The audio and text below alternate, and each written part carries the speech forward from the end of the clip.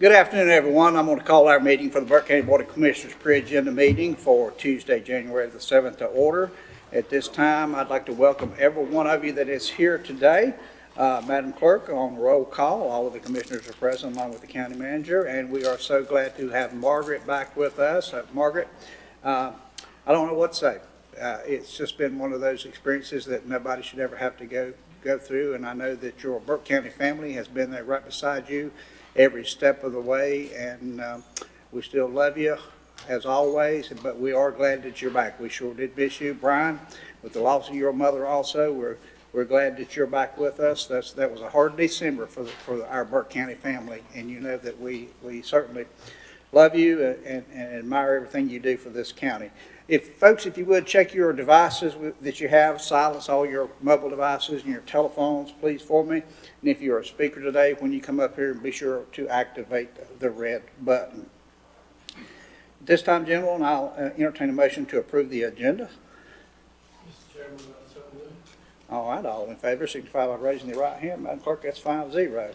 Let's start with our presentations today. The first one, as always, we'll have Caitlin Settlemyer, our Animal Services Director, to come up and introduce us to the Pet of the Month, or tell us about the Pet of the Month.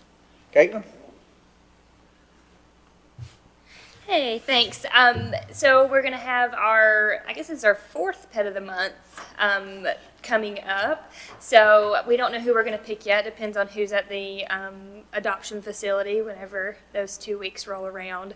But we have quite a few to choose from. All of our other ones have been adopted or pulled to rescue, so we hope to be able to find a home for this next one. Great. Give us a quick update for the holiday season. How did we do? Up, down? We did fantastic. What we did, we opened up, we did a home for the holidays for our pets in the shelter. We had a huge turnout. We sent about 20 animals into foster homes, and about 15 of those got adopted.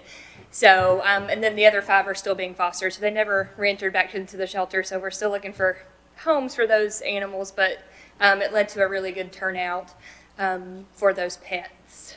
Great. Gentlemen, questions for Caitlin? I can get a couple of those Find some adopted families for you. record. Thank you. Mr. County Manager? Just wondering, is there any update on Caesar? Caesar, yes, I just spoke to Ashley this week. He is awaiting sponsorship for his training. So last I heard, he was expected to graduate this month. For anybody who has not heard, he went to a rescue called Canines for Warriors. So he's being trained to be a service dog for a veteran who suffers from PTSD. From our very own, he was a stray dog just from Burke County. So it's a really neat program. We're looking at him graduating in January. If not January, it'll be February. So he's awaiting a sponsorship and a handler right now. Fantastic. Anything else? Okay, hearing nothing, and without objection, this will remain on the agenda. Thank you, Caitlin. Moving on to item number 2 is recognition of Detective Christy Puckett for the Advanced Law Enforcement Certification, and that will be presented by Sheriff Steve Wisnett. Come on up, Sheriff.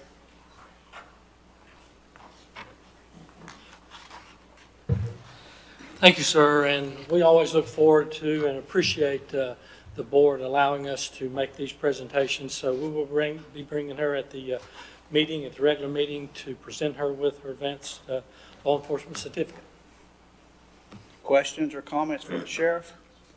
As I always say, this is, being a holder myself, this is one of the greatest accomplishments that a law enforcement officer can do.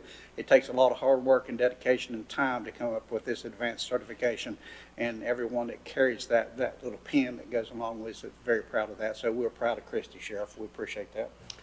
Thank you, sir. All right, without objection, this will remain on the agenda.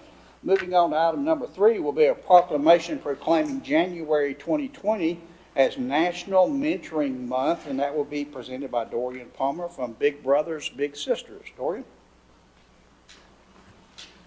Good afternoon. As you all know, I come here every year to present or to request this proclamation. I'm the current board chair for Big Brothers Big Sisters of Western North Carolina, covering from Burke to Swain counties. We served 3,016 children in 2018-2019 fiscal year. We served 40 here in Burke County. Questions for Dorian on the proclamation?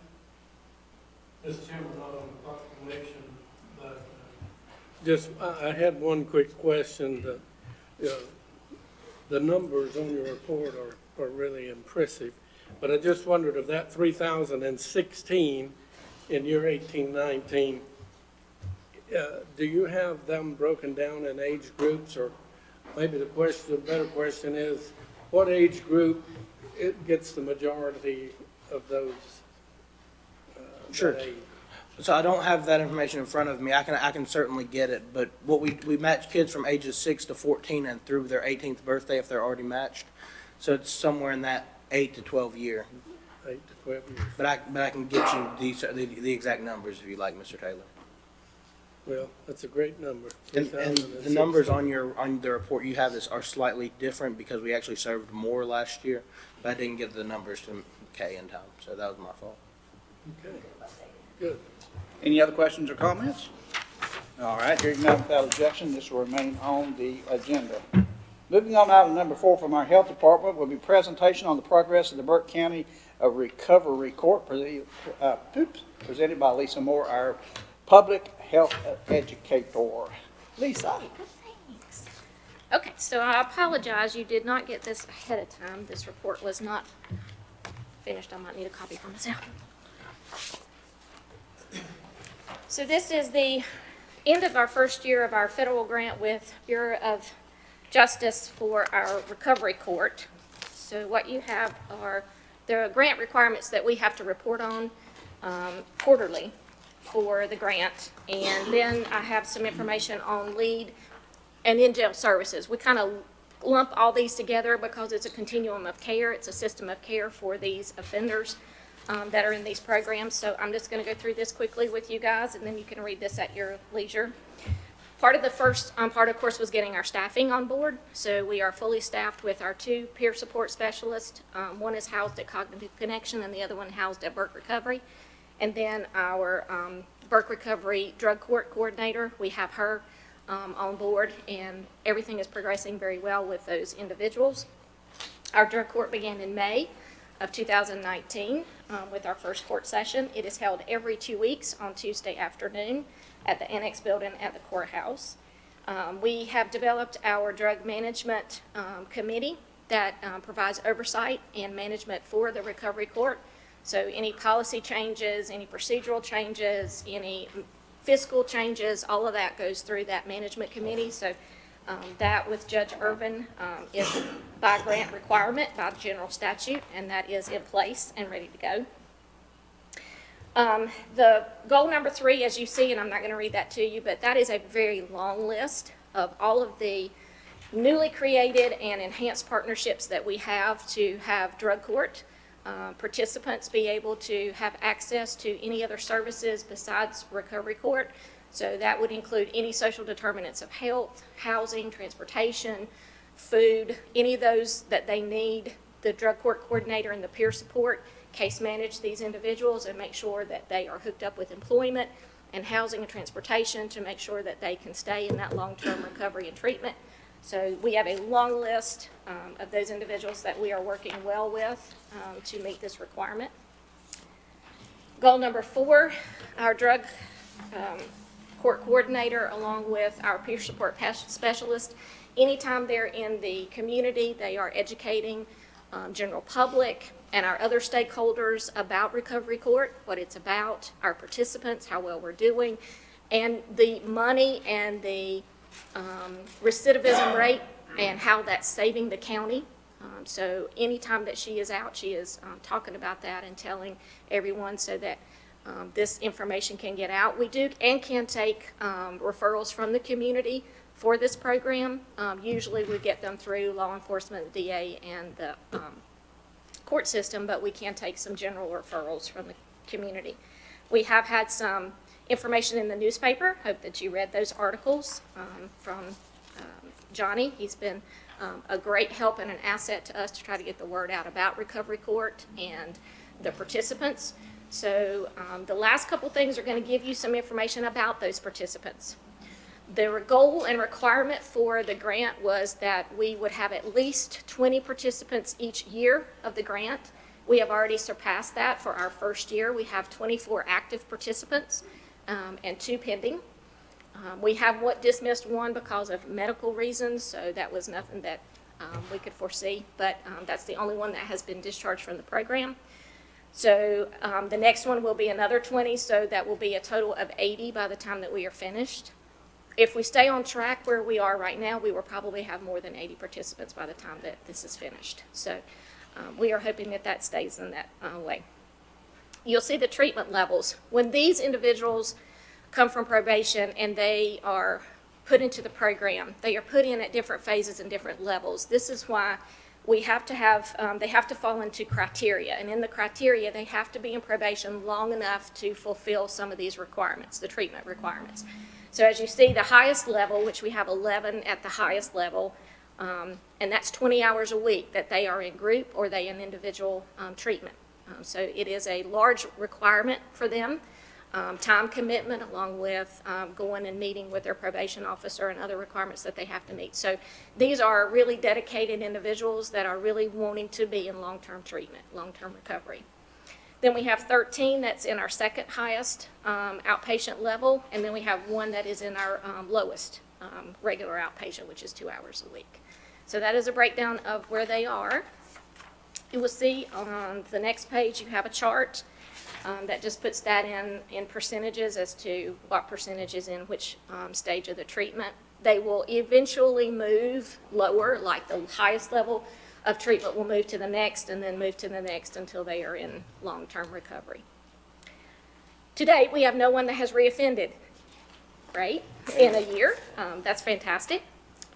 Hopefully that will stay that way for the next several years that we have them in recovery court. So our case manager, she makes sure that those that are hooked up with resources within the community, she tracks those to make sure that they meet those resources where they are and when they need them. So she breaks those down if she takes them to a dental appointment, or if she makes those appointments for transportation, if she helps somebody get housing, if she helps them get employment. So the next graph just kind of gives you what resources were engaged in this first year for those participants and about how many. Any questions on recovery court? I know that was quick. Great report, Lisa. Questions, gentlemen, or comments? Okay. Right. The next couple of items talks about the other wraparound services with this continuum of system of care. Our first one is the front end of those offenders in the judicial system, and that would be our LEAD program, which is Law Enforcement Assisted Diversion Program. And we have approximately 12 participants that are right now engaged in that, and those are those low-level offenders that are not going to be charged as long as they stay in treatment and engaged in treatment. They will not be held on that drug charge. If at any point in time they do not comply with their treatment, then their charge will be reinstated. Next, we have our in-jail services, and that is through Catawba Valley Behavioral Health. They have right now, between September of 19 and December of 19, they have seen 90 inmates. 35 of them were accepted into the treatment program. They voluntarily wanted to go into the treatment program. 10 of them were transported to inpatient facilities for long-term inpatient treatment. 24 of them were referred to outpatient treatment while they are incarcerated. So this translates to a savings to the county of about $55,000 for those that go to inpatient. Catawba Valley Behavioral Health will go to the DA's office before they are put into jail. If they want long-term treatment, they will go to treatment facility and stay there until their court date, which saves us from housing those in jail and paying for that. So they have already saved $55,000 with those 10 that they have housed in treatment. Then we also work in conjunction with the Population Health Grant at Catawba Valley Behavioral Health. That will assist a lot of these offenders with those social determinants of health long-term. So if they come out of any of these programs and they are needing assistance for long-term care, for housing and transportation, employment and such, this will coordinate part of that for them. So they have assisted 53 participants with 24 of them still active, looking for whatever it is that they need, fuel assistance, housing, transportation. All right. Any You've heard questions? Lisa's report on Comments? that. Any questions or comments? Anybody? I think you gentlemen will certainly agree with me that drugs are a scourge and have been for a good long time in Burke County. And we've addressed that issue ourselves by becoming part of the opioid lawsuit that is still pending in Ohio. But on the local level, I think we have moved forward with every program, Lisa, that's available to us to provide treatment programs, either short-term, mid-term, or an extended period of time, and we do appreciate everything that's happened there. So if there's no other questions, without objection, I'd like to move this one to the consent agenda, because Health Department staff will be in Raleigh and will not be here to make this presentation, and I think it would be unfair for anybody else to try to make that except for Lisa's. So gentlemen, if you would entertain that for us to just move this to consent. Does anybody have any objection for that? All right, hearing none, Lisa, we'll move that to consent so you won't have to be here for that. If you'll move on into our next presentation, will be the presentation of the 2019 Community Health Needs Assessment. So you have this in your packet. I hope you had a chance to look it over. And as you are aware, we have to complete a new one every 3 years. So this is our 2019 for the next 3 years. It is completed with a group of about 59 community partners representing about 35 agencies and community members who compile this over about a 1.5 year span. The group will now begin to work on our community health improvement plan around our identified priorities that we established at those meetings. As part of the primary data collection of the assessment, we had approximately 1,130 Burke County residents that completed the survey or participated in focus groups. Of those respondents, about 70% aged 18 to 54 strongly agreed that Burke County is a good place to live. 60% of those aged 55 and older strongly agreed that Burke County is a great place to be. Both of those percentages have increased since the 2016 assessment. The Wellness Initiative gathered all of this primary data and partial secondary data and went through a method called the Hanlon method, and that is to prioritize what we need to look at for the next 3 years. So out of that, we looked at the seriousness of the problems that were listed, the size of the problem, and the ability to evaluate the outcomes. So out of that, we determined the top 3 priorities that we're going to be working on with our community health improvement plan, which will be heart disease and stroke, substance use disorder, and COPD. So in the 2019 assessment, much of the demographic and economic measures, if you looked at those, stayed relatively the same from our 2016 assessment to our 2019. The estimated population was a slight increase, with the median age of 43.6 stayed the same from 2016. The 85 and older age group, of course, has steadily increased over the last several years. The poverty rate did decrease slightly from 19.9% in 2016 to 19.3% in 2017. Still, the largest percentage of those in poverty at 41.3% are those that are 5 and under. Burke County's median household income is $40,854, which is up from $37,086, which was noted in the 2016 assessment, but is still $9,466 lower than the North Carolina average. Our unemployment rate is lower at 4.9%, and we continue to exceed the state's graduation rate at 86.5 for the state and 89.8 for Burke County students receiving high school diplomas. Our residents born in Burke County between 2015 and 2017 have an estimated life expectancy of 76.4 years. The top 5 leading causes of death changed just ever so slightly. Our first 5 is heart disease, cancer, chronic lower respiratory diseases, all other unintentional injuries, and Alzheimer's. Unintentional injuries was not on the list in our 2016 assessment. Think due in part to a lot of the substance use disorder, and our unintentional overdoses was part of the reason why that has moved up to the top 5. So out of all of that, you have a big section that I hope you will read on our areas of success, and I'm very happy to talk about that. So since our 2016 assessment, we have received several large grants to reduce and address the substance use misuse epidemic within our county. We have the Drug Free Communities Grant, which goes through Burke Recovery and our BSAN group.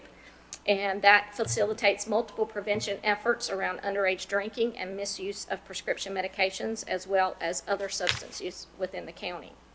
We received the first federal Department of Justice grant from Burke County for our recovery court, and that serves our high-risk, high-need adult nonviolent offenders voluntarily interested in participating in treatment and recovery services.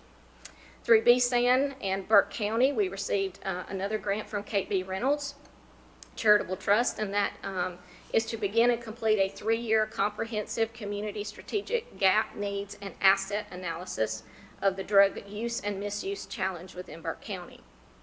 We then also received another federal grant from the Department of Justice for our Harbor Lead program, which is that pre-arrest community-based law enforcement lead diversion program to improve public safety and public order.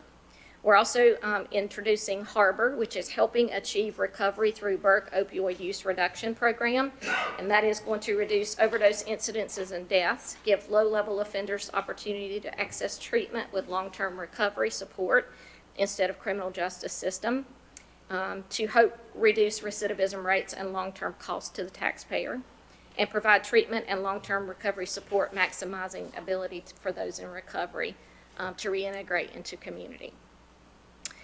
We also opened a new state-of-the-art 264-bed jail to house all of our Burke County inmates locally and reduce transporting inmates to other jails and save money instead of renting bed space.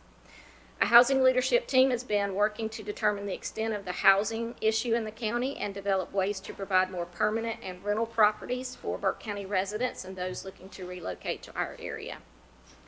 We still do have some areas of concern that we're going to need to be addressed as we move forward. Some of those are homeless population, substance use disorder, lack of housing, lack of affordable housing, and Medicaid transformation whenever that is implemented. So you have just a small snapshot of the information enclosed in that assessment, and I'll entertain any questions you may have. All right, gentlemen, you've heard the report. Questions or comments for Lisa on the 2019 report? I would encourage you to go in and read this report. The meetings that Lisa held, I want to thank everybody that's on that committee. And you'll see a list in the back of this report of 40, 50 names. And every meeting we had, we probably had 30 people there for every meeting that we had. These people volunteered to come in, and they actually did a yeoman's work pulling together this information. We still have some things that we need to take a look at. But overall, I think the county is probably in better shape. A lot of numbers are better than they were in our last report, which I'm very appreciative of, and the people seem to be taking stock of what we're putting in these reports. People are trying to be a little bit more healthy. Again, I think if we look back in the report, that we can fine-tune and pinpoint into substance use and substance abuse as one of the major contributors to this report on the sad parts of these reports. All right, again, without objection, since staff won't be here, I'm going to ask that this be moved to the consent agenda. It is on the website for people to take a look at, so if there is no objection to that, we'll move this over to the consent agenda. Hearing no objection, Lisa, those two reports, you folks have fun in Raleigh and take care of us down there, okay? Thank you. Thank you. All right, moving on to our scheduled public hearings. Our first one from Community Development will be ZMA 2019-10 public hearing. It will be presented by Scott Carpenter, Deputy County Manager and Planning Director. Scott? Thank you, Mr. Chairman, Board of Commissioners. It's a pleasure to be here, and a happy new year to all of you. This is a request that staff has received from Robert Parker, and he would like to rezone a 2-acre portion of an 11.35 acre lot. The request is to rezone that portion of property from its current zoning of R3 residential to the general business district. The property owner wishes to establish a furniture upholstery business at this location. As far as the site goes, the 911 address of the parcel is 2937 Warlick's Church Road, Morganton, North Carolina. The parcel has 2 small frame sheds on the property, according to the tax records. Otherwise, the land is vacant and wooded. The property has road frontage on Warlick's Church Road. However, the 2-acre area proposed to be rezoned can be accessed by way of a 30-foot private access easement which connects to that road. The property is located within the Eichard Township of Burke County, the Lake Hickory WS4 protected area water supply watershed. The parcel has a very small portion of floodway located in it. However, that floodway is not a part of the area to be rezoned. For the surrounding area, the land uses in the surrounding area are a mixture of residential, commercial, as well as agricultural uses. The parcels that adjoin the subject property are all zoned residential 3. Many of those adjoining parcels have dwellings on them. There are some parcels in the nearby area that are zoned general business as well. There is a church and several commercial businesses and warehouses located in close proximity to the subject property. There are also 2 parcels nearby which house poultry operations. And the neighbors are thrilled with the poultry operations, I've come to find out. As far as conformity with the comprehensive plan goes, the current land use plan for Burke County is the 2016 to 2030 Blueprint Burke Strategic Land Use Plan. And within that plan, the area of the county is designated as the secondary growth area. This area has many of the attributes of the primary growth area for infrastructure, utilities being nearby or in place, transportation corridors being available, as well as mixed uses in the area. We believe that this request is in conformance with that comprehensive plan that is in place. As far as conformity with the Burke County zoning ordinance, the current zoning district for this parcel is the R3 residential zoning district, and as you're aware, that is strictly for different types of residential structures and medium density activity. The request for what the applicant wants to do would not be allowed in that district, so it would need to be rezoned to general business. So the proposed zoning district is for general business, and that would allow him to do a number of different types of businesses. The applicant was asked and was encouraged to seek a conditional general business rezoning. And I'd like to let you know that the state changed some laws this year, so our conditional zoning will not be allowed shortly.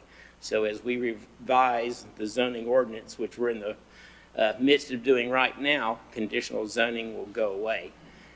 In its place, we will be putting in standards and recommendations that certain types of uses that come to the county will need to do, like A, B, and C if they're this type of business. So I just wanted to point that out to you. This is essentially a residential community for the most part. The location of the proposed zoning has both pros and cons. The proposed location of the non-residential zoning somewhat insulates it from the existing residential uses. So since it's all wooded surrounding it, it would basically be accessed by a 30-foot easement into the middle of the woods. However, access to the proposed location is by a 30-foot easement. As I said, this access road is currently not in place, and the county does not have specific requirements at this time in our zoning and ordinances that would require it to be built to a certain standard. So that brought up a concern, because if this changes uses or the activity increases, that road, whatever it is they might put in, may not be adequate. And since this 2-acre parcel is not fronting on the main road, DOT doesn't get involved with the egress and ingress of how traffic comes and goes out of this. So that was a couple of the concerns, as well as the parcels adjacent to the subject parcel. They are all zoned residential. So what makes this not a spot zoning? Well, when you start looking at the land use laws in the state, unfortunately, they've never been able to give any of the cities or counties a table that says, if you rezone to commercial or residential or industrial or whatever, then you need this size minimum lot to do it so that you're not a spot zone. Well, they don't have that. And so what we have done for many years is we use 2 acres as a minimum threshold for commercial. Larger most of the time for residential. So as things get more intense, you might get bigger as well. Industrial, we look at 3 to 4 as a minimum to not be spot zoning. The applicant has provided a description of the proposed business. However, if the rezoning is approved, all uses within the general business district would be permittable. The existing access may not be appropriate for all allowed uses within the table of uses. And we are updating those standards in the new zoning ordinance for your consideration so that there would actually be standards for commercial egress and ingress out of properties. The access to the proposed area to be rezoned could be problematic for a commercial district if extensive road construction is not undertaken. So for the planning board meeting, the Burke County Planning Board met on December 5th, 2019 to hear this rezoning request. The 4-member board heard from staff of the facts in the case as they were presented. The board then heard from the applicant. The board then opened the meeting up for public comments, and there was no one present at the meeting to speak. The board did receive, however, a letter from a citizen that had some concerns about the nature of commercial businesses in that particular location. So a motion was taken for a vote, and that motion was for 2 members voting for the rezoning and 2 members voted against the rezoning. So since we did not have 5 people, there was not a majority, so the motion failed, and the objecting members' reasoning was that they did not feel that the majority of allowed uses within the general business district would be suitable and appropriate for this area. Staff recommendation was for denial as well because of the lack of details on the rezoning and because of the area. I'm happy to answer any questions that you gentlemen may have. All right, gentlemen, questions for Scott? Mr. Chairman, I have several. Scott, I think that part of the animosity of the neighbors down there is a carryover from the big to-do with the chicken houses being built on there, and it took several of us commissioners and the county manager and I don't know who all to finally convince them that the county has absolutely nothing, the Board of Commissioners has absolutely nothing to decide where chicken houses go in the state of North Carolina. That is all handled by North Carolina state government, so mostly out of the NC State College.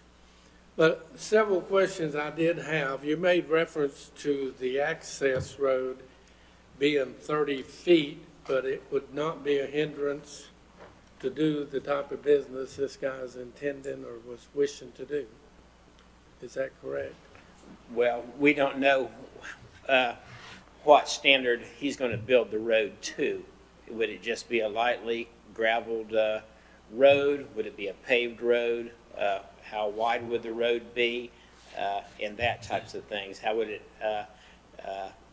adjoin the existing highway? So we don't have any way of knowing what he's proposing. During that hearing process, the size of the building, was it ever discussed? I'll have to refer to Peter Minter on that.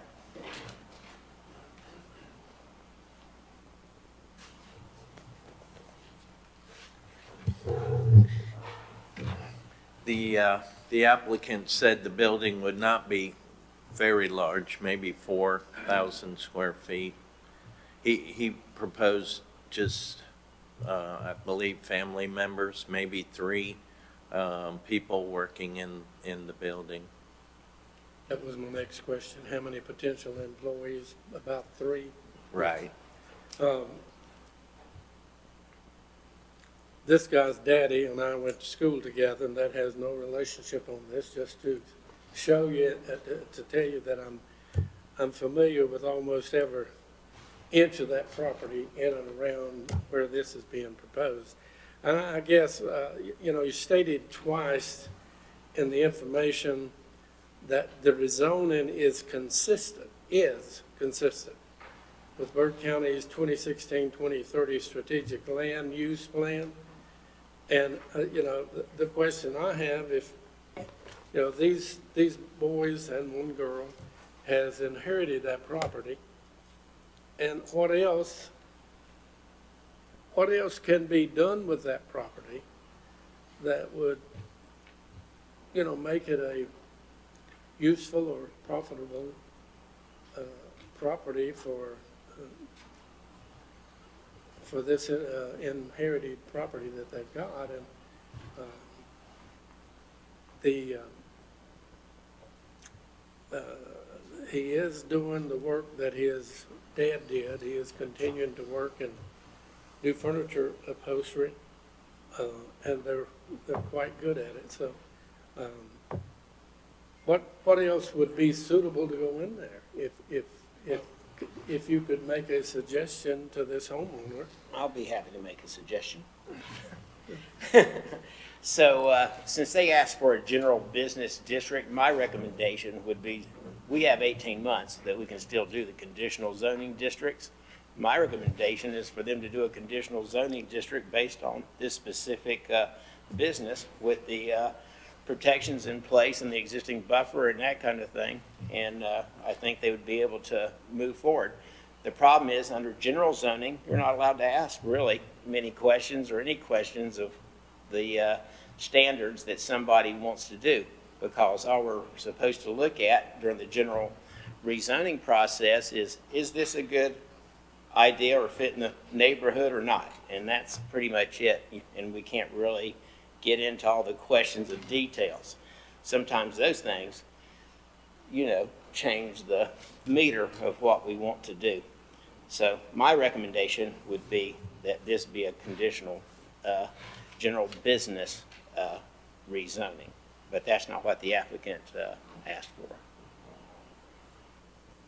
What would that allow him to do? I'm sorry? What all would that allow him to do? The conditional zoning? Yeah. It would allow him to do this exact use that he's requesting. And when you do a conditional rezoning, he could also say, I would also like to request to be able to do this, and this is how I will do it. And you can put stipulations on how that's done to protect the surrounding neighbors and properties.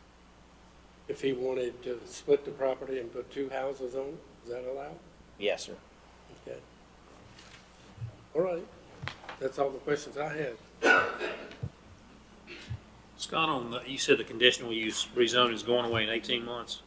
That's right, yes, sir. So, It's going away now as ordinances are revised. as they're revised, and so just for future use, reference, when they're redone, we're still going to have controls in place.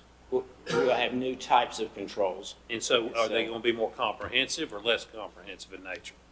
Some will be less and some will be more, is the answer. It Okay. depends on the specific type of use, and it depends on what we come up with as standards during the rewriting of the zoning ordinance. And so when Pete does a site plan review, we will have more specific standards in place. But it will not allow for arbitrary members of a board to say, I don't like that applicant, so I want him to do this, this, this, this, and this. So I think that was in mind when the laws were recently changed over in the legislature. Yeah, thank you. So Scott, was the applicant, though he didn't come out with a conditional use application to start with, has he been apprised of that? Is he amenable to change, or do we know the status of that? So his meetings were with Peter Mentor, so I'll refer to him. That was asked or proposed at the very beginning, and he elected to go with the straight general zoning district request. So that's what he went ahead with, and that sort of is staff's issue with this, is that under general zoning, there's 100 different uses that could be established on that property if the rezoning was approved as is. And this proposed use of the land might not be that bad, especially with 3 employees, but we can't hold them to that. He could open a convenience store or any number of businesses there under general zoning. That's the main reason staff had a problem with that. Mr. Chairman, I forgot the whole reason I went through the chicken houses illustration. We did successfully through the North Carolina Agri State Committee and through boards of commissioners, we did get the boundary expanded from 500 foot to 1,000 foot. You can't build a chicken house within 1,000 foot of anybody's property. 2-acre piece of property would never have a chicken house, a commercial chicken house on it. And I think that lady's letter is the reason I went to the extreme to look that up. That lady's letter who was complaining about a chicken house and that smell would be across her road, it would be impossible to get a permit to build a chicken house on that 2-acre piece of property. Thank you. What's controlling that, Maynard? What law? It's not a law. Is that through insurance or what?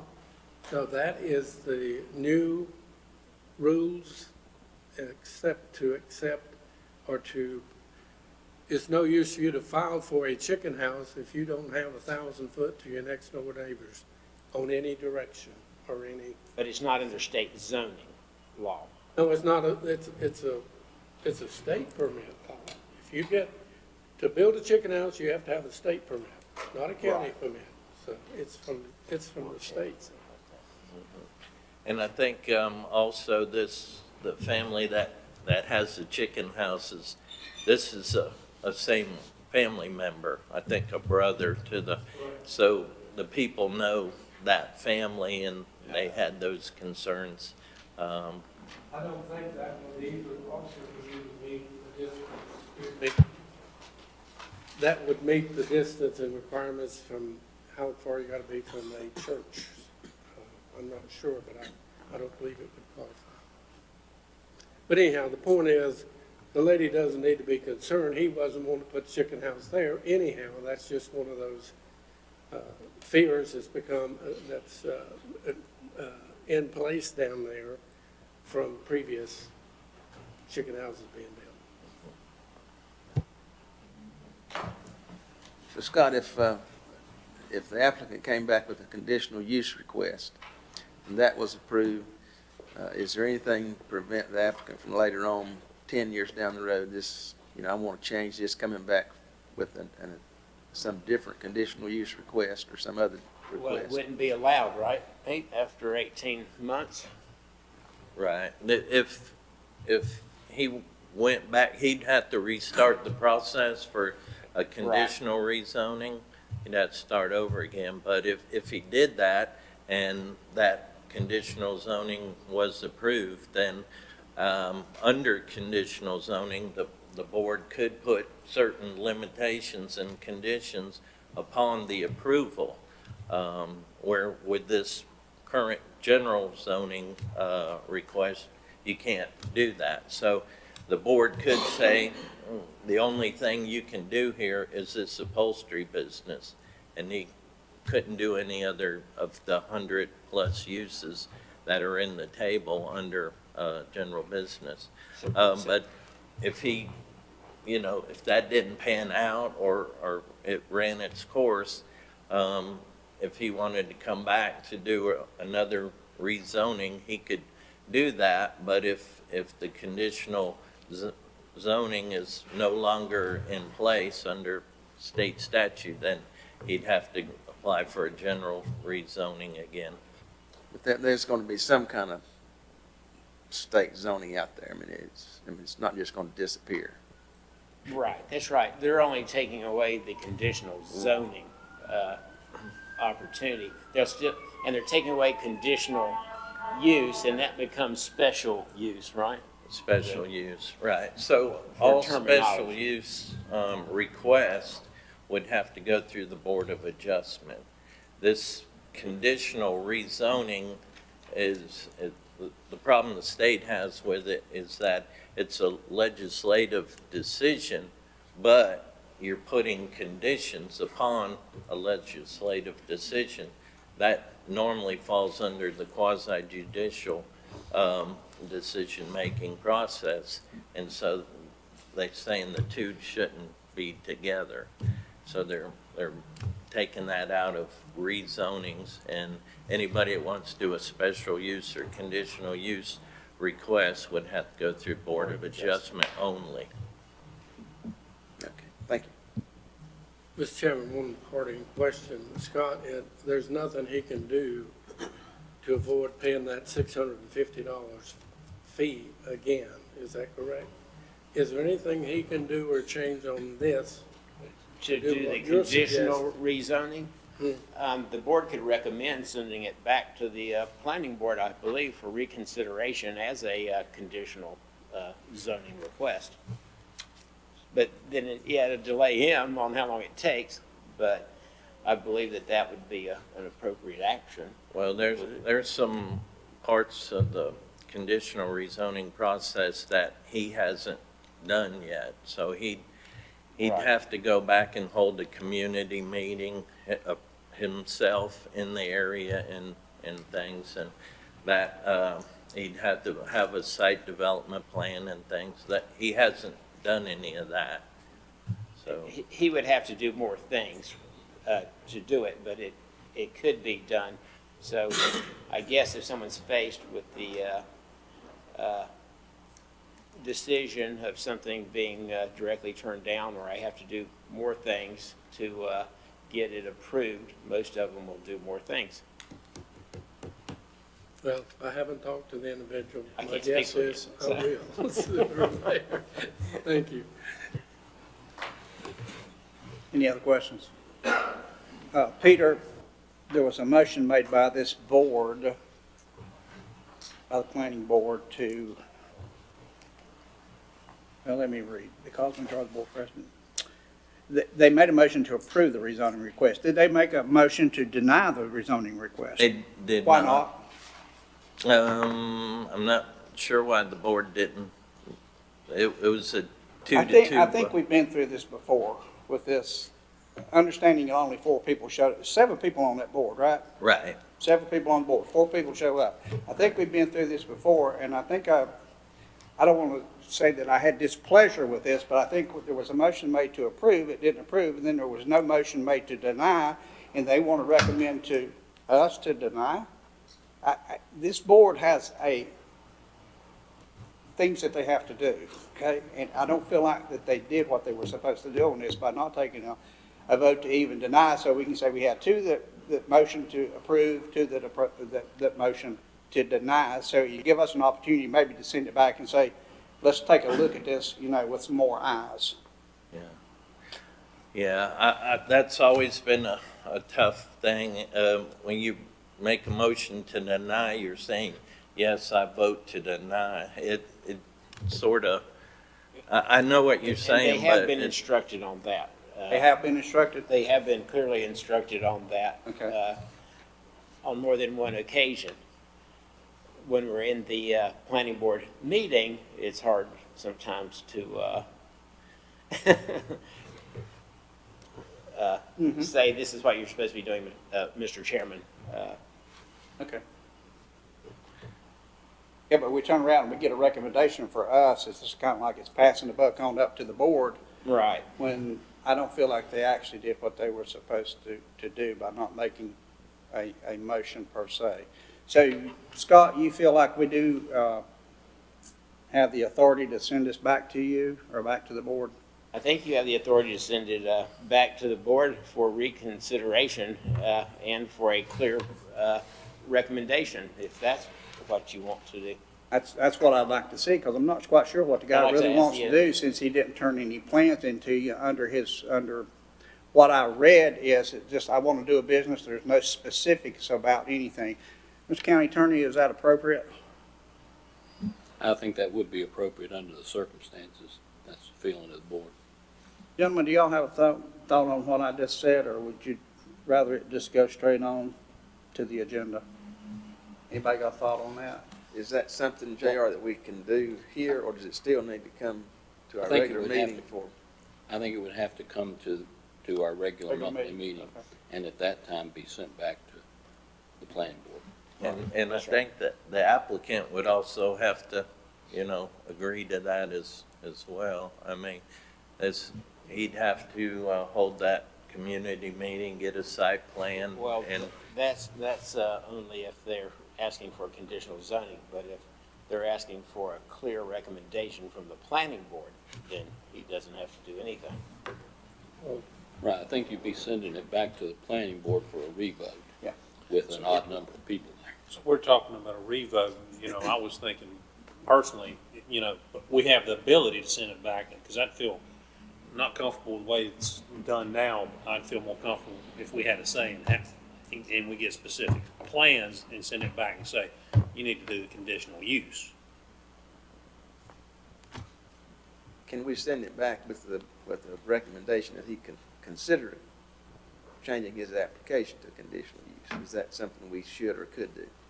Mr. Chairman, I think our direction should be that includes part of what Jeff's saying, that they go over every option that he possibly has, and including the fact that if you can't come up with an agreement of this one, when he comes back, he has to pay $650, isn't it? $650 over again. But I think that's an excellent conclusion from the board. At this point, the applicant is not part of this board's decision. Only your zoning board and this board is part of this decision. And I think that's a good response to, I'd just like to give him, if he's going to bring business to our town, and employees to our county, and if there's not a real strong legitimate reason why he can't, then why can't he, is the question. Okay, JR, you're saying that I'm gonna have to go ahead and take this to the regular meeting, and then we make our recommendations from the regular meeting and make everything kosher, right? Okay. Right. And like Mr. Britton said, you can do that Yes, okay. with your own set of recommendations going forward. All right. I want to belabor this just a tad further. Scott, I want you to meet with the chairman of this committee and express our desires that if there's any way they can find out that they don't have at 4 people in the meeting, let's at least have an odd number so we can come through with a vote with some clarity on it. I would certainly appreciate that on behalf of this board. Okay? Yes, sir. All right. Any other questions or comments? Yes, ma'am. Mr. Chairman, I'd just like to point out that I have that ad scheduled to run, I believe, in Thursday's newspaper for the public hearing. It requires that it be run in 2 consecutive weeks. So we don't have to run the ad, though? No, I think you have to have your public hearing. You want to go ahead and do the public hearing also? Right. And then Okay. you should make your I decision. got you. Yeah. Okay, gotcha. I mean, your decision might change based on what you hear at the public hearing. Good. Are all of us clear on what we're doing? Good, fantastic. I just want to make sure everybody understands. All right, without objection, this item will remain on the agenda. Thank you so very much. Thank you, Jim. All right, moving on to items on the consent agenda. The first one is the Blue Ridge Community Action Community Service Block Grant for 2021. Miss Mary Wright from Blue Ridge Community Action will be here to present that. Miss Mary? Good afternoon and Happy New Year. Blue Ridge Community Action intends to apply for the continuation grant, which is the Community Services Block Grant.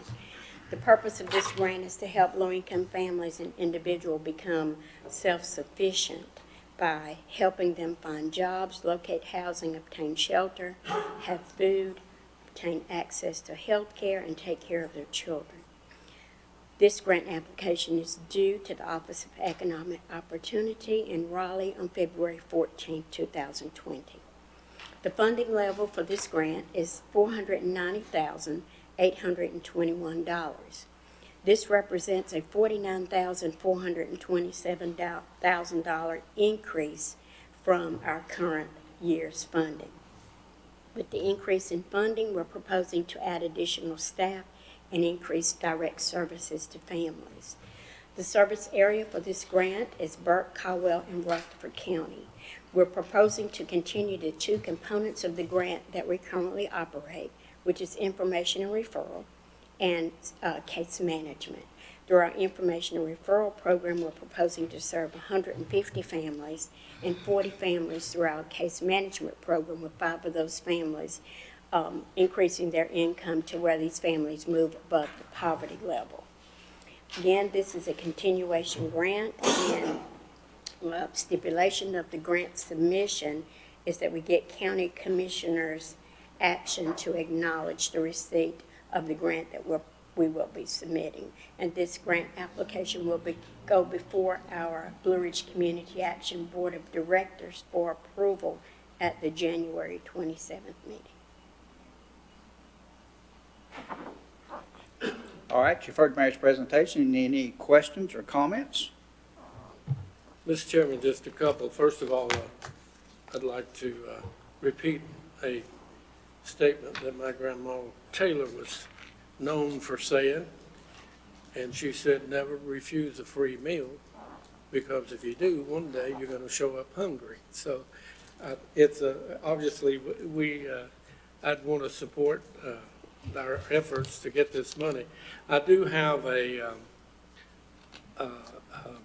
question or two about the cost to execute this program. Is on page 173, and it says $424,707, which only leaves in round figures $64 for the program. Is that generally the way it runs? Is that accurate, in other words? No, that must be an error. That must be a typographical error in there. But let's see what you're talking about. The expenditures will be $490,821. Excuse me, I didn't hear that. I said the full expenditures for the grant will be $490,821. So this cost, part of it comes from somewhere else, et cetera, et cetera?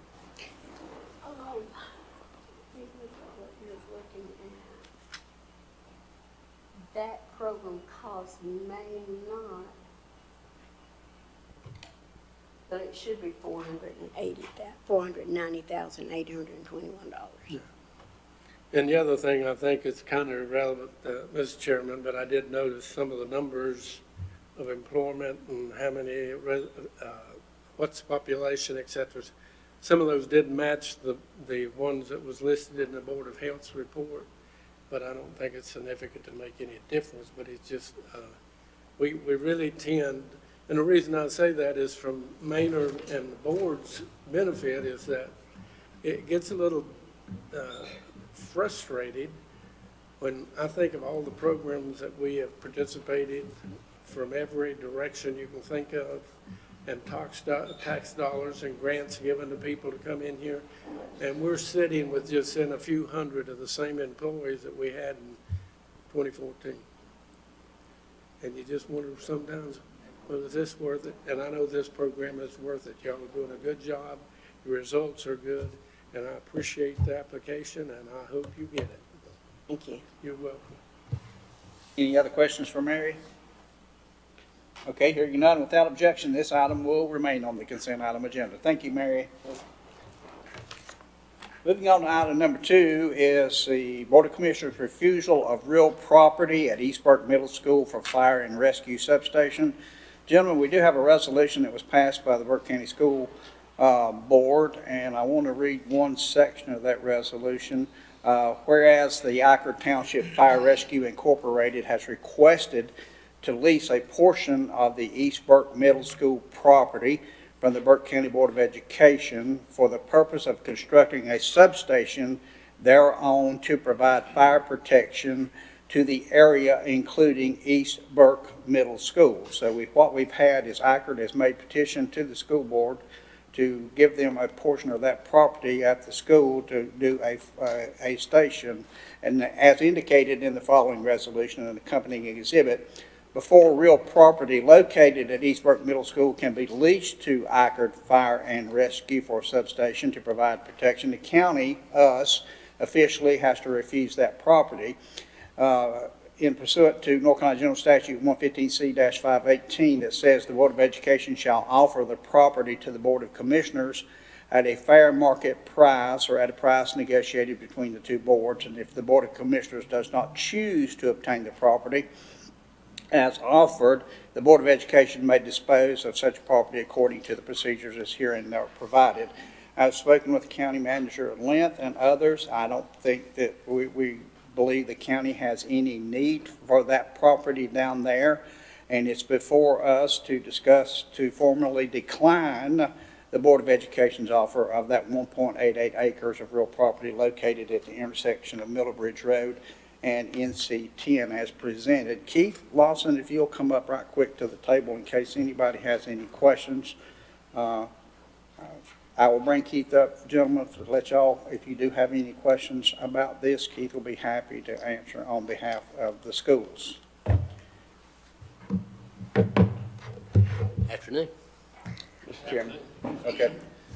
Keith, it looks like you have a prepared lease of sorts. Is the intent to lease this property or to sell the property to the fire department? As I understand it, the intent is to enter into a 50-year lease agreement. Why would the fire department and the schools not be best off to part ways altogether with that piece of property? Well, I apologize, I don't have an answer to that. There were discussions with our Board of Education, of which I was not involved in, as to this particular agreement and how it came into being. Mr. Attorney, would you have an opinion on the fire department leasing versus purchase? Well, excuse me, not really. A 50-year lease takes you probably beyond most people in the room. I guess they're foreseeing that sometime in the future demographics could change such that there would be no need for a fire department there, and they would want to use that property for some other purpose if the East Burke school is still there. So looking 50 years in the future is a hard task for anyone, but for our purposes, there's no practical difference between a 50-year lease and a deed of the property. It'd be simple. I kind of go back to building a multi-million-dollar school on property that we didn't own. Yes. Well, why would the fire department do the same? I guess that's kind of where I'm headed with it. Mr. Chairman, our board attorney also had looked at this and other situations where they had had the same kind of transfer to other municipalities, that type of situation. He felt like this was the way to go, that this had happened, and he went the 50-year lease, which they've done in other areas of the state, and it's worked out well for them. We got that recommendation from Chris Campbell. Other questions? Mr. Chairman, I think we're getting the cart before the horse here, and Mr. Lingerfeld is here. Appreciate you being here. And don't we already have a property for a second fire department? It's off of Mount Harmony Church Road. Brad, you need to come up front so we can get you on the record. Ms. Kay will not let me get by with that.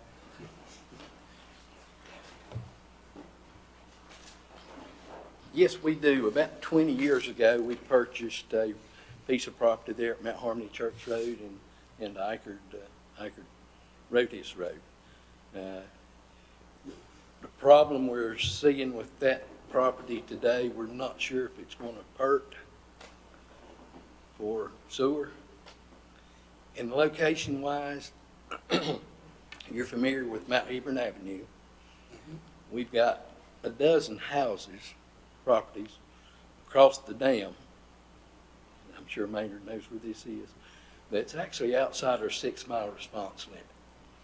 So by moving the property or the station to Eichard and getting Eichard back in Eichard Township, it will bring those folks into that insurance coverage.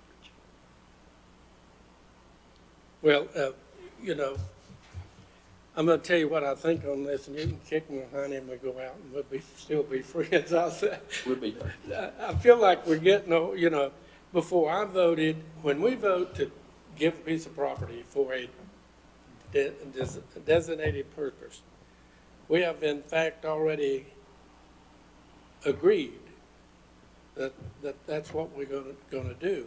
And we don't have a plan. We don't have a cost. We don't know what kind of money it's going to take to build it. And you got to remember one thing, folks. Only the people in Eichard Township will be paying the fire tax to build that stuff. And we don't know how much it's going to cost to do that. Do you know? I've got an estimate, but until we've got property, I'm not going to pay an architect and several engineers to give us exact figures. Yeah.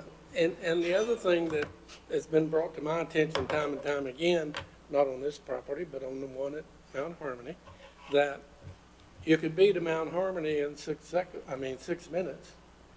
You can probably be to this location in 6 or 7 minutes, running 40 miles an hour. And there's been no needs assessment done whether there is legitimate reason to spend this kind of money on a second location for Eichard Township Fire Department. All of you know that west of us in 5 miles is Lovelady 2. Is that correct? Lovelady 2. If you go a little bit north, you got Drowning Creek. You got George Hildebrand.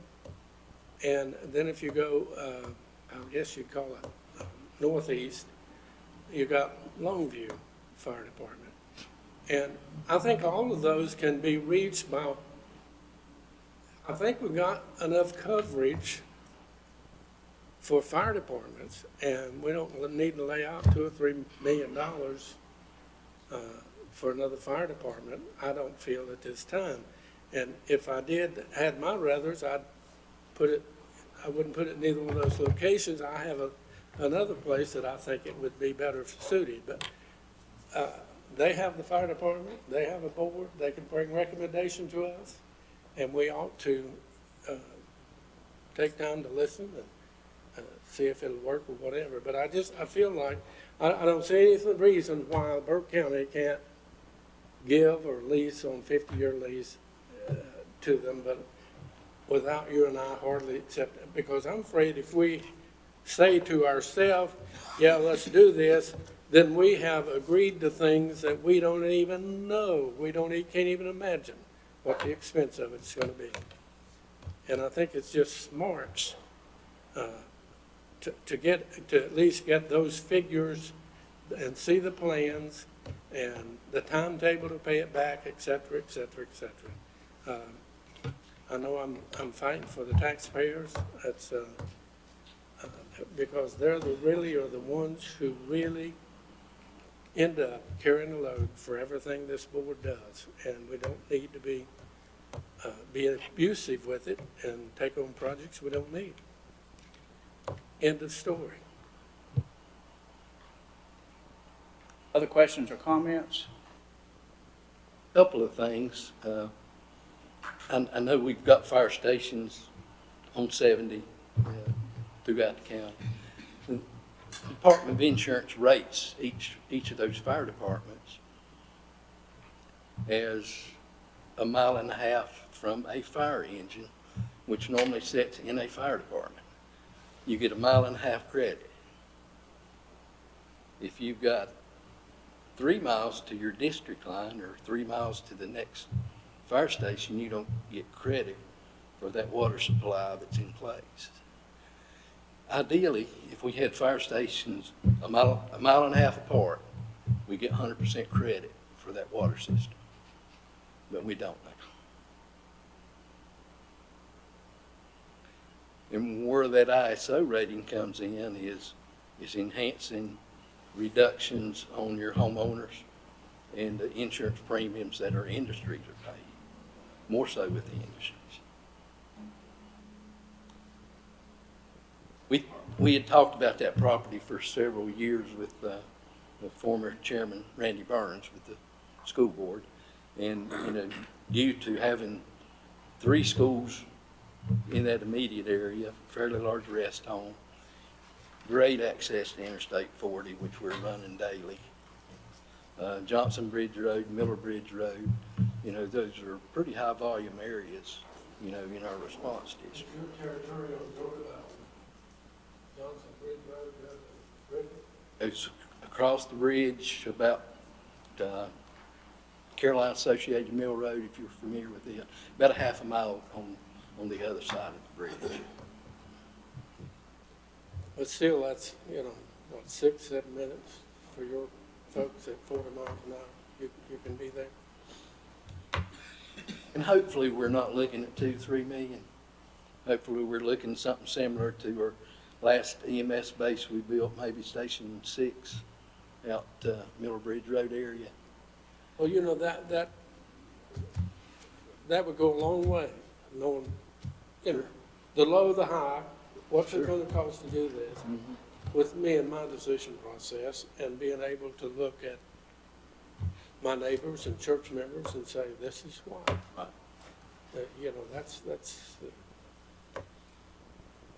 I think you'll agree that the Bible says before you begin a project, count all the costs. So you'll have enough money to finish it.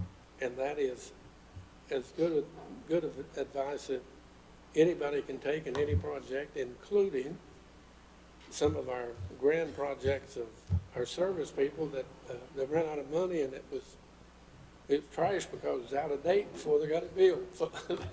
I feel like our board's got a pretty good handle on what we're looking at. Yeah, and I'm not questioning that whatsoever. I'm just saying for this board to be able to know, Right. to make a smart decision, I just feel like it's good advice to get this information. One thing our board liked too was we did have the high school, middle school, elementary school. We had access. If something did happen, hope it doesn't, but if it did, we'd have access to these guys. They'd be close by and could be there in a matter of minutes for us. So. Yes, I recognize it'd be a big asset for the schools. I agree with that. Ms. County Attorney, before you start, and you're probably going to answer my question, okay? Before us today, the resolution has already been passed by the Board of Education to enter into a lease agreement with Iker Township Fire Department. By statute, the only thing that's in front of us today is, does the county of Burke want that property, or does the county of Burke not want that property? Can you expound further on that? That's correct. If the county of Burke doesn't want the property, then there's no need to do anything else. If the county of Burke does want the property, they can either vote to accept it or ask for more details, because it's supposed to be a fair market price, and there was no price in the resolution.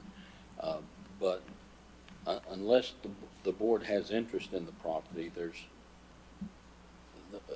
they're just being asked whether they want it or not.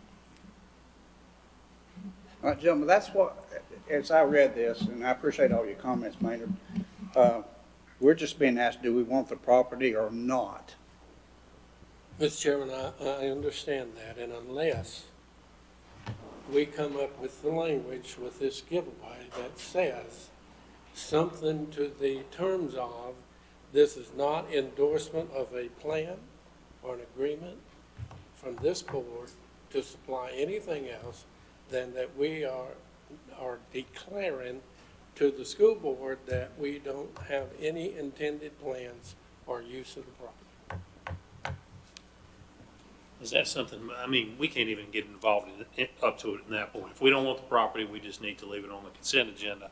And we don't dictate an agreement between the fire department and the school board. That's between those two entities. That has nothing to do with us. Where you're just asking us, do we want it? If we don't want it, we're not endorsing anything, we're not doing anything, we're just saying we don't want it. Period. That's right. The property has to be offered to us before they do Sure. anything with it. No, I understand. And we can either take the property or say we don't want it.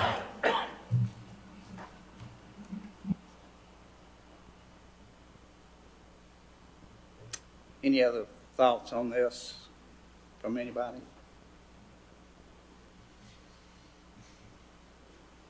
So Commissioner Taylor, do you have a suggestion of what you might want? I'm willing to leave it, I want to leave it on the consent agenda because I don't think we need the property. That's the only question in front of me is, do we want the property, yes or no? And I don't think the county really wants the property. Well, it's not the only question. It's the only one on your package, but that's not conceived to be the only question. No, I do not feel good about voting this in and it being considered an endorsement of things to follow. And I would not be in agreement with that. Okay, I'm not endorsing what? This discussion is between the school board and Ikard Fire Department. Under the statute says, do we want the property or not? And that's the only thing that I'm looking at that's in front of us, according to the county attorney, is do we want the property or not? It has to be offered to us. And I don't want the property. I've talked to the county manager, and we don't see any need for us to have the property.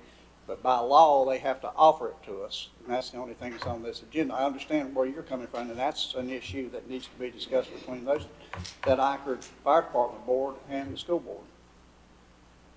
You agree with that or disagree?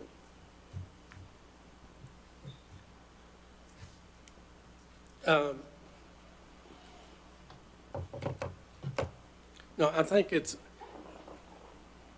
the way it is worded okay, except it's premature for me to also, in voting the way it is, it comes across that we have endorsed things to follow, and I don't like that. And I don't think this board will like that, as far as that goes. So you, can I safely make an assumption that you object to this remaining on the consent agenda and you want it up for a vote? Yeah, y'all can vote it in. I don't want to vote for it. Okay, my question is, you're suggesting, by our rules, if you're objecting, we got to take it off the consent agenda and put it up for a vote. Sure. Okay, you want it on for a vote. Okay. All right, gentlemen, this will be pulled off of our consent agenda because we do have an objection. It will be up for a vote from this board to either accept that property or not accept that property. Okay? All right. Thank you so very much. Thank you.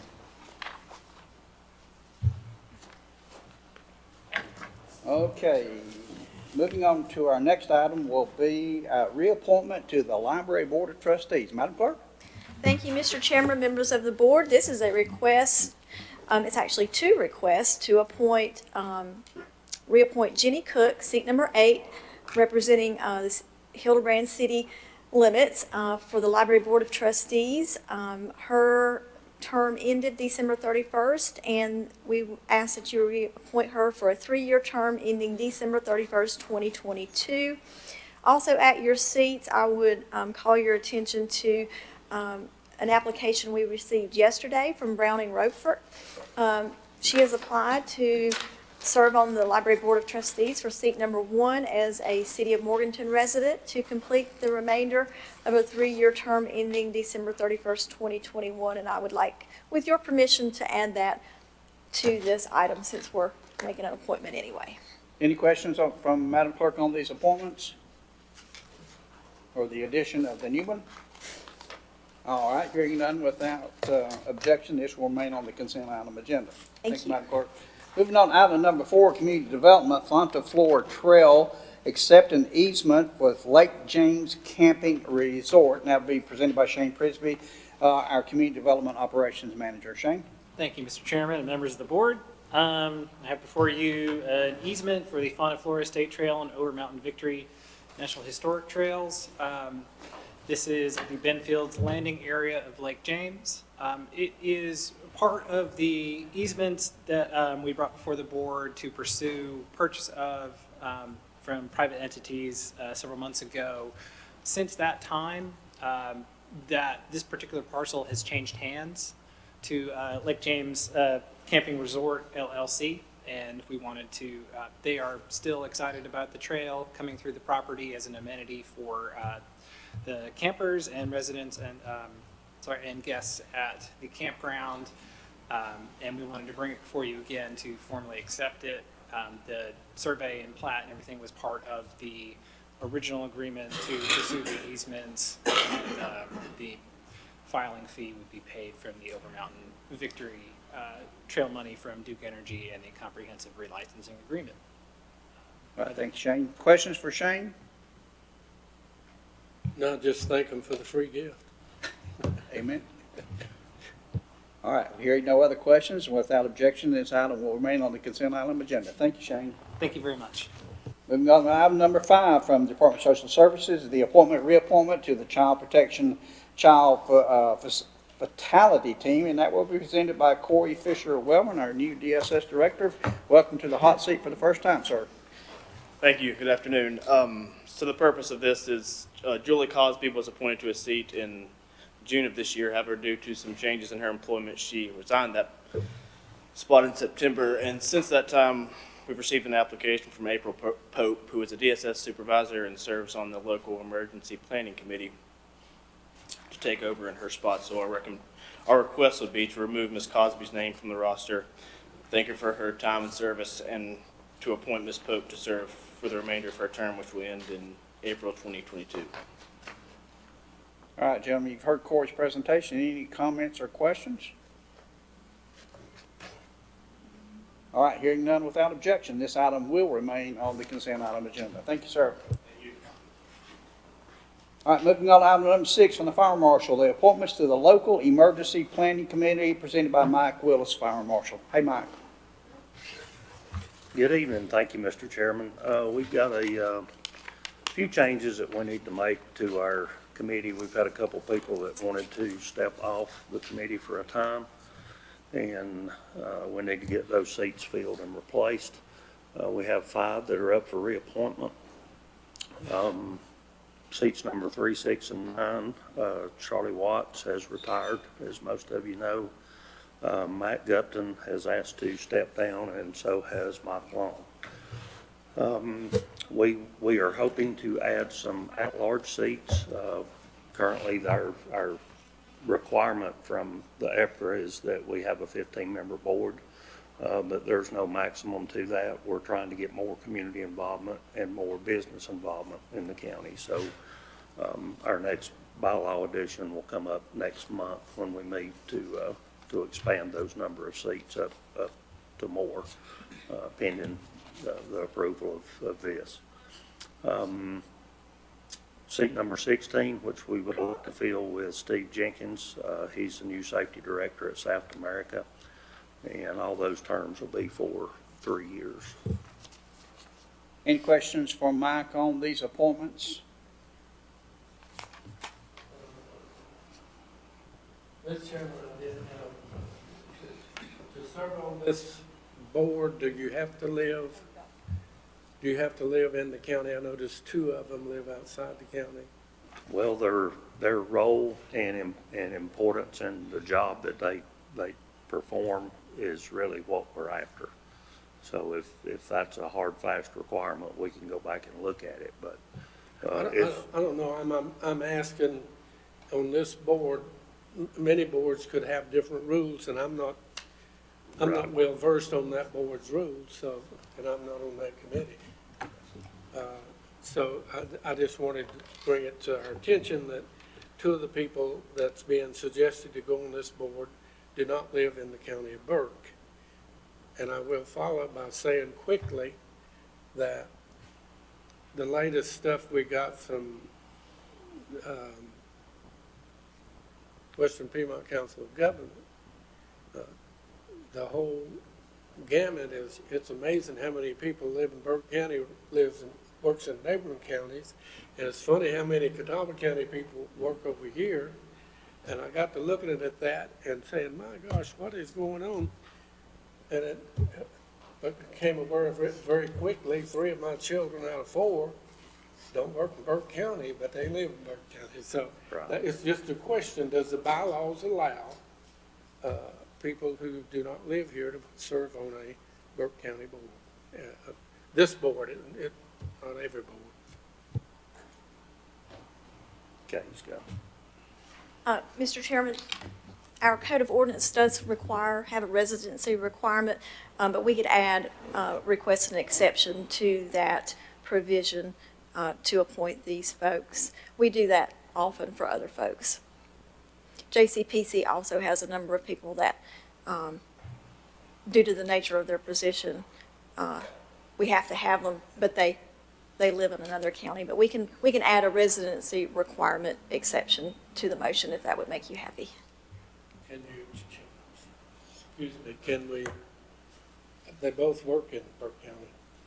Can you add a phrase in the rules and either work or live in Burke County, which would not have brought the question up to me? That'd be up to y'all's board to do that. It wouldn't be up to this board.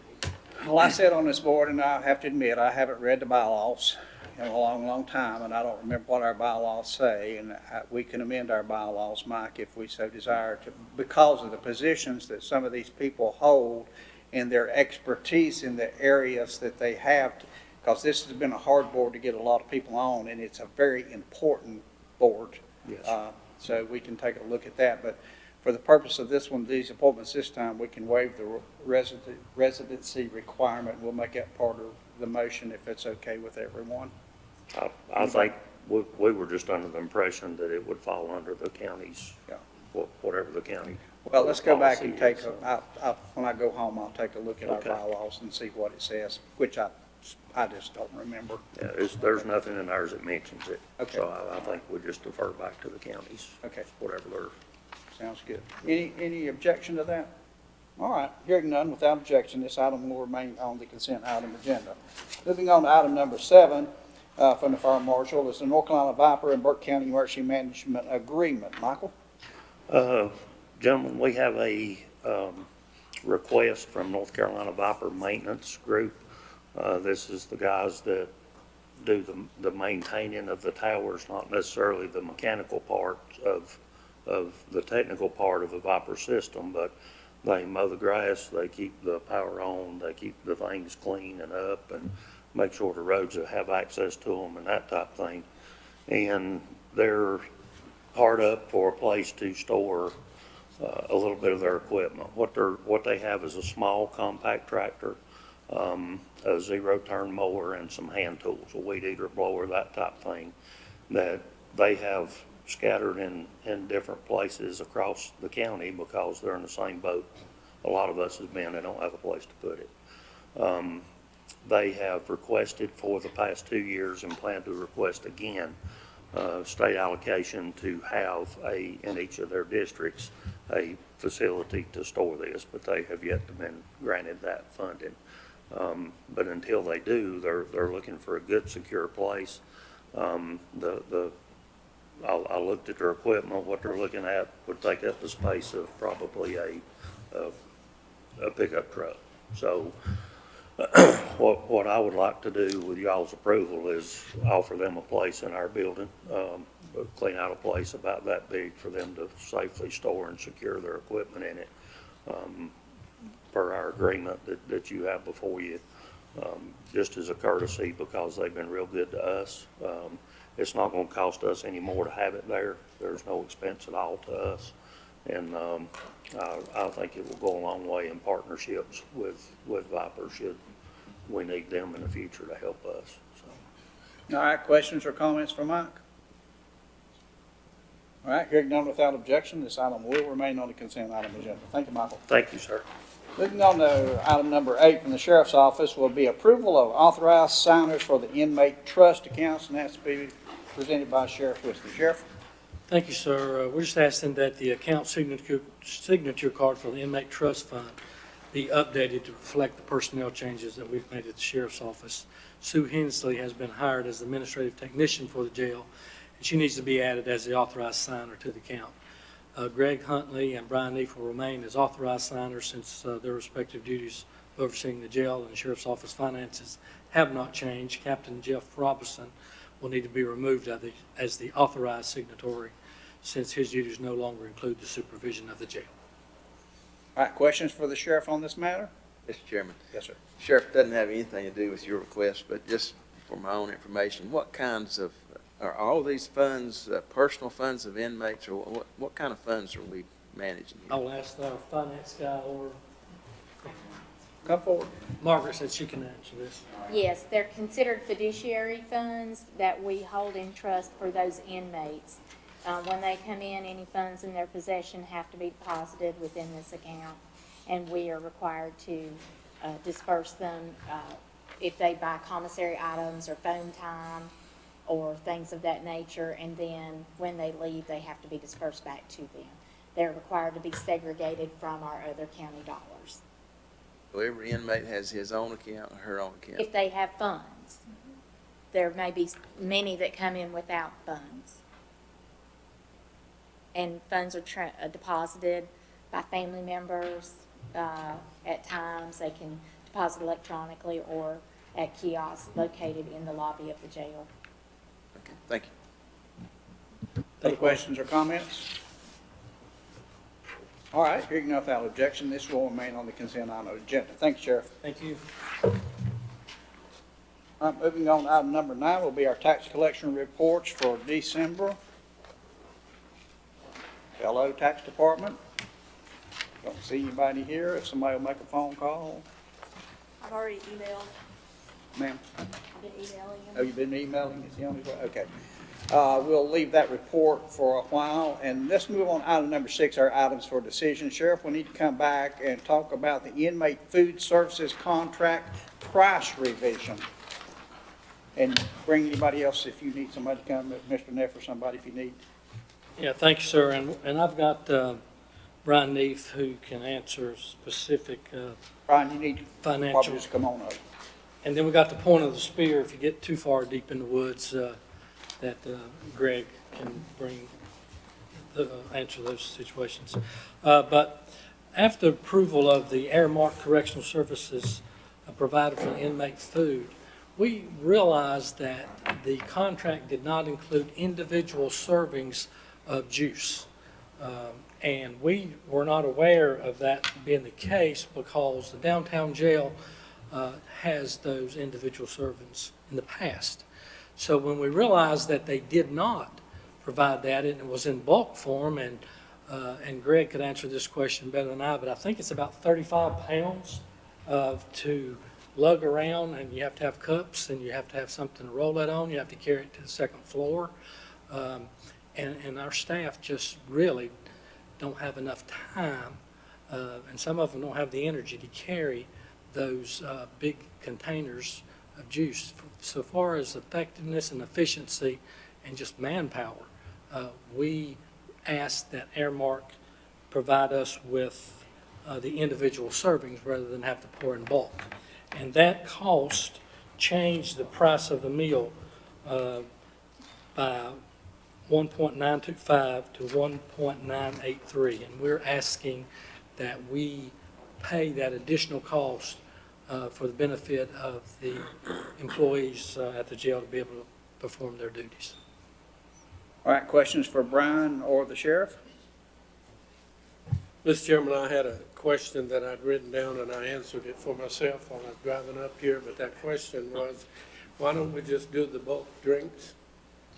I assume the answer is, if I am a prisoner and I want 6 orange juices instead of 1, that they control the consumption amount individual serves?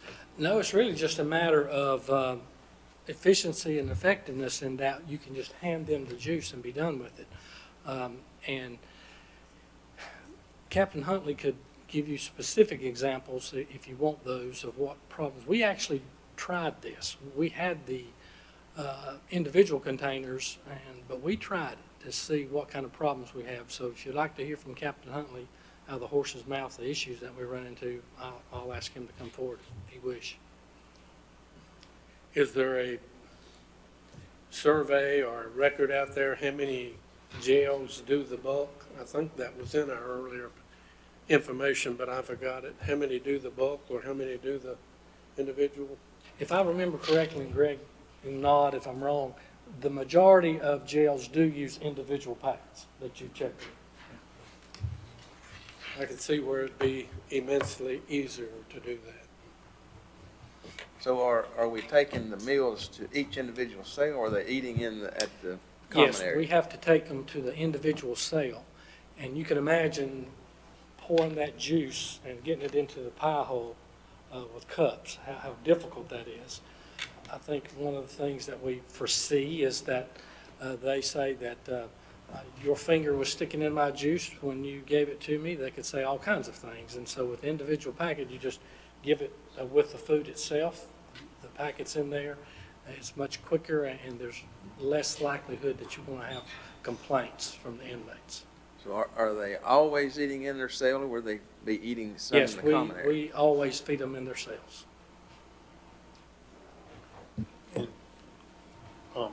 Also, Sheriff, when the ones that have to go to court, they have to take their lunch. That's another big reason why you want the individual juices or whatever it is, Yeah, drinks. absolutely. Because, I mean, you can't really take bulk in a feasible way over to the court during the day. Mr. Chairman, I think that's about $60 difference, and if we did the bulk, we'd probably have to hire 2 personnel to mop Sure and would. clean. And that is a month, right? The difference is a month, so. Comments? Well, one of the things, and this is the way that the sheriff is and his staff is operating the jail, is the people stay in their cells. I'm not sure if it's like 20 hours a day or 18 hours a day. Yeah, well, it's 2 hours a day we let them out. Rotate out 2 hours a day. And that lends itself to why they're feeding them in their cells for other security reasons that they believe are appropriate. I didn't know if you were aware of that. Also, when we looked at that cost, even with the cost rising, it got nowhere near the next bidder in price anyway, so it's still at a very marginal cost. Yes, there's even- significant cost if you Yes. move up to the next bidder. Any other questions or comments? All right, hearing none without objection, this item will remain on an items for decision, and we'll see y'all there. Okay? Thank you, sir. Thank you so very much. All right, let's move back to our consent agenda. Danny has arrived with some tax department reports. Danny? Mr. Chairman, before you move into that. Yes, sir. Why could that item not be moved under consent? Minimal dollars, $60 a month. I think there's a contract that has to be signed with that, right, JR? There is a contract that would have to be signed, but It would be, Is you're it correct. okay to move it to consent, or you rather? yeah, we- yeah, Sir. if the board approves, sure, there's no reason to keep it on. Gentlemen, you have any problem moving? I don't have a problem at all moving it to consent, or just, No. anybody else? Because it is a contract, you are correct. It probably would be better to remain under consent, even though it's going to be a short, quick item. Consent or decision? I mean, decisions. Okay. Well, I just stuck my foot in my mouth, didn't I? Yeah. And you've already approved the contract Oh, that's right, we have approved at the the last contract. meeting. It's an amendment to the. Yeah, So it would amendment to just the be an contract. amendment. So, all right, we'll leave it on decision. If that's what you so desire. Contract's approved, let's move to consent. I'm ready to move it to consent, but I want to hear 5 people say it's okay. I'm fine with it. So we got 4 fine with it. That's okay. We got a 5th one shaking his head. Okay, we're moving, we're moving to consent on that. Thank you so very much. All right, Danny, we'll get you now. All right, I apologize. Tax collections, if we start up there at the top, we're looking at the property tax. We've got a levy of $44,886,848, of which we've collected 80.26%. Now that's of the levy. When we look at the budget, we've got the current year tax budget of $48,070,000. We've collected 79.84% of that. Delinquent taxes, $650,000. We've collected 68.93%. Interest and penalties, $250,000 budget, and we've collected 66.85%. Questions for Danny? All right, next report. Okay, on the release and refund report, we have the release report shows $3,202.35. We had $172.64 that was rebilled with a net release of $3,029.71. And we have the refunds of $37.64. All right, questions on the refund report? Mr. Chairman, on page 1, underneath the amended listings, the first 1, 2, 3, 4, 5 disappear. There's no amended amount billed.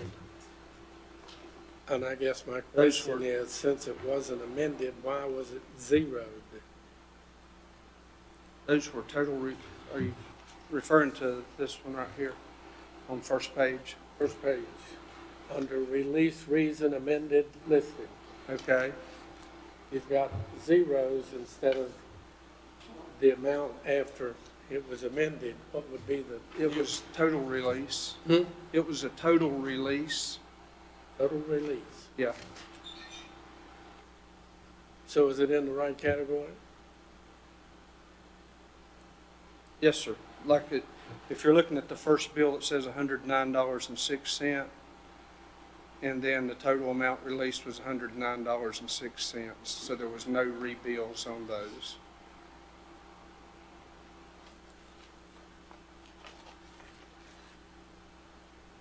The only time that I'll put that something was rebilled is if, most of the time those happen whenever somebody changes, we have the wrong jurisdiction on something. So maybe we have Morganton on it and it should be Drexel, just for an odd. Well, to protect the innocent, I won't read the name, but all of it belongs to, one person. Yes, sir. And that was the question that. And if you'll notice, it's all. How could we have made a mistake on all of them, all the listings? He's got one down there that's got a rebill amount. Okay.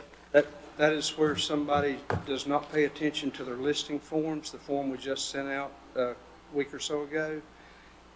And we keep listing it for them, doing what we call a discovery.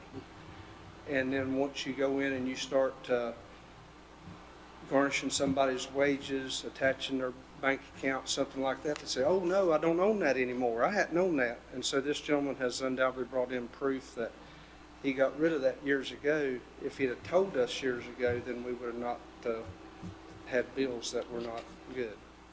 Thank you. You answered the question. Okay, thank you. All right, any other questions or comments? All right, without objection, this will remain on the consent item agenda. And Danny, before you need to see me in the principal's office for a few minutes. I got something for you. Yes, sir. All right, gentlemen, I believe that concludes everything we have for today. Is there anything else that needs to be brought before the board? Let me remind you that we do have a special call meeting on January the 10th here in this room at 3:00 p.m. to discuss the Tourism Development Authority, TDA special meeting. Please make your plans to be here for that important meeting. Kay, have you sent out those packages? Packages have been sent out to you. If you have any questions or anything about those packages, please get with me or Kay or the county manager. Anything else? All right, hearing nothing else and without objection, we will stand adjourned until our regular meeting.